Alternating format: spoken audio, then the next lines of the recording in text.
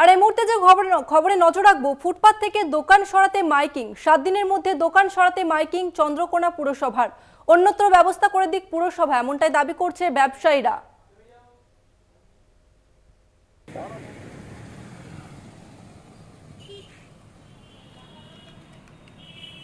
ফুটপাত থেকে দোকান সরাতে মাইকিং, 7 দিনের মধ্যে দোকান সরাতে মাইকিং চন্দ্রকোনা পুরসভার, অন্যত্র ব্যবস্থা করে দিক পুরসভা, দাবি ব্যবসায়ীদের।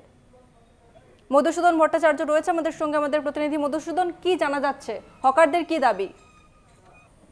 দেখো তুষ্মিনা, একেবারে কিন্তু রাজ্যের মুখ্যমন্ত্রী মমতা বন্দ্যোপাধ্যায় কিন্তু কড়া নির্দেশ দিয়েছে সমস্ত পৌরসভাগুলিতে। সেই মতো দেখো পশ্চিম মেদিনীপুর জেলার যে চন্দ্রকোনা পৌরসভা রয়েছে, সেই চন্দ্রকোনা পৌরসভার পক্ষ থেকে মাইকিং করা হচ্ছে পৌর এলাকাতে। সেখানে মূলত দাবি করা হচ্ছে যে 1 সপ্তাহের যে ডেডলাইন, সেই ডেডলাইন বেঁধে দেওয়া হয়েছে। 1 সপ্তাহের মধ্যে সরকারি জায়গা থেকে দোকান সরিয়ে নিলে ভালো, না হলে কিন্তু চন্দ্রকোনা পৌরসভা কড়া ব্যবস্থা নেবে।